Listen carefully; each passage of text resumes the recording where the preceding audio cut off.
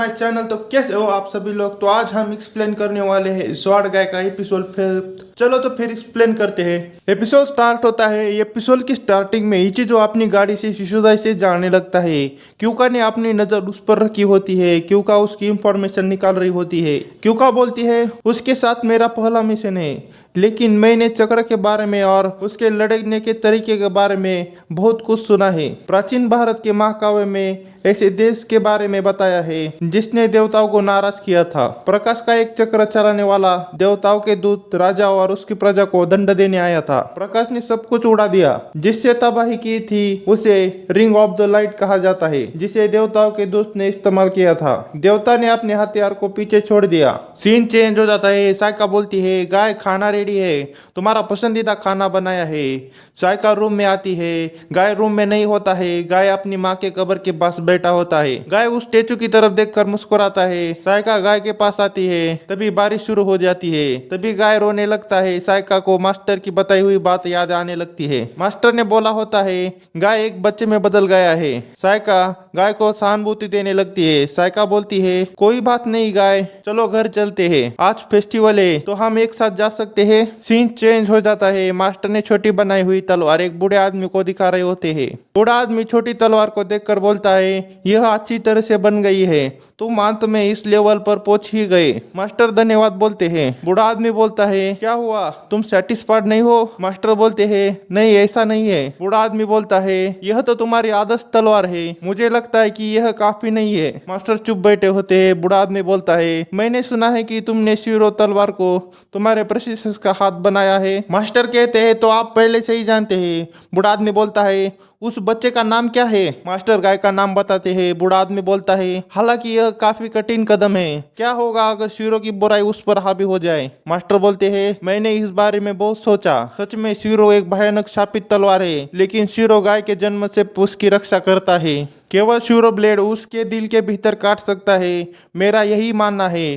बूढ़ा आदमी बोलता है ऐसा कहा जाता है जब तलवार चलाने वाला तलवार बनाता है तो वो दो तलवार बनाता है और एक को चुनता है। क्या हम मान सकते हैं शिरो भी दो है। मास्टर बोलते हैं मुझे मालूम नहीं, लेकिन शिरो शायद दोनों में से छोटा है, उसका कोई नाम का उल्लेख भी नहीं है। बूढ़ा आदमी बोलता है अच्छा ऐसा है तो बेहतरीन शिरो बाहर कहाँ तो मौजूद होगा। सीन चेंज हो जाता है। हमें स्वॉर्ड को साफ करने वाली जगह दिखाई जाती है। कियोमी बोलती है हिता जापानी तलवारें सबसे खूबसूरत हिस्सा क्या है। हिता बोलता है यह तलवार की ब्लेड है ना। कियोमी बोलती है सही कहा, लेकिन ब्लेड की खूबसूरती जो सिर्फ मारने के लिए मौजूद है। कटाना दुनिया का एकमात्र हथियार है।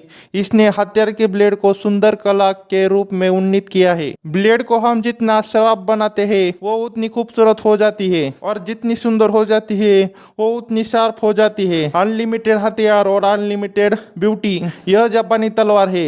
हिता बोलता है और शार्पनर होने के कारण यह हमारा काम है कि हम उस सुंदरता और शार्पनेस को उसकी सीमा तक ले जाए। क्या यह सही है। तभी कियोमी तलवार को चाटने लगती है। हिता बोलता है वो कस्टमर की तलवार है, तुम वैसा नहीं करना चाहिए। वो दोनों झगड़ा करने लगते हैं। सीन चेंज हो जाता है। साइका गाय को कपड़े पहना रही होती है। साइका बोलती है मैंने तुम्हारे लिए पिताजी की पुराने कपड़े सिलवाए हैं, तुम्हें त्योहार के लिए यू कोटा चाहिए। साइका अपने कपड़े बदलने के लिए जाती है। वो कपड़े बदल रही होती है। तभी खिड़की से तात्सुमी उसको देख रहा होता है। सीन शिफ्ट होता है। साइका और गाय दोनों फेस्टिवल में आए होते हैं। वो वहां पर बहुत सारी मजा कर रहे होते हैं, गेम खेल रहे होते हैं। सीन चेंज हो जाता है। कियोमी तलवार को श्राप कर रही होती है। हीना बोलता है यह नए कस्टमर ने लाया है, उसने कहा कि यह जल्दबाजी का काम है और उसने बहुत सारे पैसे छोड़ दिए हैं। कियोमी बोलती है मुझे पैसे पसंद है। वो लड़की तलवार के बॉक्स को खोलती है तो वो दोनों तलवार को देखकर हैरान हो जाते हैं। कियोमी तलवार को हाथ में लेकर उसे थोड़ा म्यान से बाहर निकालती है। कियोमी बोलती है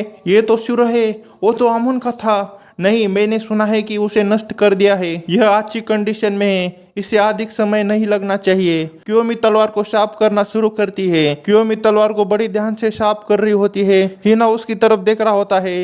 हीना जोर से चिल्लाता है कियोमी वो आवाज। कियोमी बोलती है अभी मुझसे बात मत करो। कियोमी तलवार को घिसते घिसते अचानक से रुक जाती है। उस तलवार में से आग बाहर आती है वो तलवार कियोमी पर हावी हो जाती है। उस तलवार का डेविल उस तलवार से बाहर आता है। हिना डर जाता है। कियोमी हिना पर हमला करती है।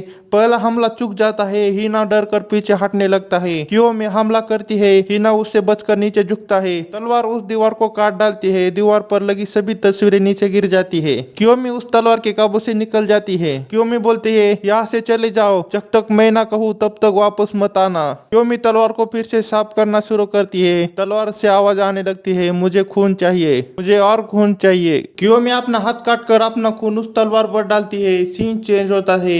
म्यूरा पियानो बजा रहा होता है। तभी उसको आवाज आती है, जोल्ड गेविन। म्यूरा बोलता है, तुम हो फ्लेम स्वॉर्ड। वो आदमी बोलता है, मैं तुमको ही ढूंढ रहा था, आज की तुम्हारी आखिरी रात है। म्यूरा बोलता है, नहीं, यह गलत है, यह शोक सभा तुम्हारे लिए है। वो दोनों लड़ाई करने के लिए छत के ऊपर आते हैं। आदमी बोलता है, हम शापित तलवारें। वो अपने अपने कवच में ट्रांसफॉर्म हो जाते हैं। वो दोनों लड़ाई करने लगते हैं। उन दोनों की लड़ाई ग्रिमास और आरण्यस देख रही होती है। आरण्यस बोलती है, जोल गेविन नाइट द्वारा चलाई गई तलवार है। 16 साल पहले एक बार फिर से बोसोमा के रूप में जीवन में आया है। कई बोसोमा इसकी चपेट में आ गए हैं। ग्रिमास बोलता है, उसने काफी अच्छी ट्रेनिंग ली है। मुझे मानवता के जन्म के बाद से रिपर कहा जाता है और मैंने उन्हें नरक में भेजा है, लेकिन अब वह समाप्त होता है। ह्यूमैनिटी अब मृत्यु के निकट पर है और बोसोमा का युग निकट है। जोल्ड गेविन फ्लेयर शॉट पर भारी पड़ रहा होता है। म्यूरा उसके कंधे पर जोल्ड गेविन घुसा देता है। वो आदमी जोर से चिल्लाता है। सीन चेंज हो जाता है। साइका और गाय दोनों टेम्पल में आए होते हैं। साइका प्रार्थना कर रही होती है। साइका बोलती है, गॉड प्लीज गाय पर नजर रखे। वो हमेशा शांत रहता है, लेकिन मुझे पता है कि वह एक अच्छा लड़का है। वो छोटे बच्चे की तरह बर्ताव कर रहा है। उसे पहले जैसा होने में मदद करो। वो प्रार्थना कर कर वहां से जाने लगते हैं। तभी अचानक से उनके सामने तात्सुमी आता है। साइका और गाय डर जाते हैं। तात्सुमी उन पर अटैक करता है। गाय उस अटैक को अपने सिरों वाले हाथ से रोक लेता है। तात्सुमी उस बहाले से गाय पर दीवार को ढकेल देता है। साइका गाय के पास आती है। साइका बोलती है, गाय क्या तुम ठीक हो? तात्सुमी साइका के पास आता है। साइका के हाथ को पकड़कर उसको उठाता है। तात्सुमी साइका के गर्दन पर लेजेंडरी भाला लगाता है। साइका बोलती है, कोई तो मुझे बचाओ। तात्सुमी भाला घुसाने वाला होता है। तभी लीचोजो की लेजेंडरी रिंग आती है और तात्सुमी के भाले वाले हाथ को काट डालती है। तात्सुमी जोर जोर से चिल्लाने लगता है। तात्सुमी साइका को नीचे छोड़ देता है। वहां पर इचुजो आया होता है। इचुजो बोलता है, उससे मदद मांगना बेकार है, वो बसोमा है। वो मानव हुआ करता था, लेकिन अब वो सिर्फ एक डीमन है जिसके पास हथियार है। तात्सुमी अपने दूसरे हाथ से वो भाला उठाता है और इचिजो पर अटैक करता है। इचिजो उस अटैक को अपने एक हाथ से ब्लॉक करता है। सीन चेंज हो जाता है। शार्पिंग सेंटर दिखाया जाता है। वो आदमी तलवार लेने के लिए आया होता है। आदमी बोलता है, उसका काम हो गया। हिना बोलता है, उसका काम हो गया, क्या आप उसे देखना चाहेंगे? आदमी बोलता है, मैंने शार्पनर से मिलना चाहता था, लेकिन वो थक गई होगी। कियोमी बहुत थक गई होती है। वो आदमी वहां से जाने लगता है। हिना बोलता है, वो तलवार क्या है? आदमी जवाब दिए बिना चला जाता है। सीन चेंज हो जाता है। तात्सुमी इचिजो पर अटैक कर रहा होता है। इचिजो उस अटैक को बड़ी आराम से डॉच कर रहा होता है। इचिजो बोलता है, इसे खत्म करने का समय आ गया है। इचिजो अपनी पावर से वो बड़ी वाली रिंग बनाता है और उस रिंग में तात्सुमी को जकड़ लेता है। गाय का सिरों वाला हाथ कांपने लगता है। इचिजो अपनी पावर से तात्सुमी को खत्म कर देता है। वो लेजेंडरी भाला भी उसके साथ खत्म हो जाता है। इचिजो बोलता है, हत्यार ने तुमको अपने कब्जे में लिया था, तुमको अपनी कमजोरी पर पछतावा होना चाहिए। इचिजो उन दोनों से बोलता है, तुमको परेशान करने के लिए माफी चाहता हूँ, चिंता की कोई बात नहीं है, इसे बुरा सपना समझना। इचिजो वहां से जाने लगता है। गाय उसकी तरफ देख रहा होता है। गाय की बुरी शक्ति का इचिजो को महसूस होती है। इचिजो बोलता है, तो तुम ही हो जिसके लिए मैं यहाँ आया हूँ। इचिजो अपनी पावर को फिर से एक्टिवेट करता है। यहाँ पर हमारी एपिसोड की एक्सप्लेनेशन खत्म होती है। मिलते हैं अगले एपिसोड की एक्सप्लेनेशन में, तब तक के लिए बाय बाय।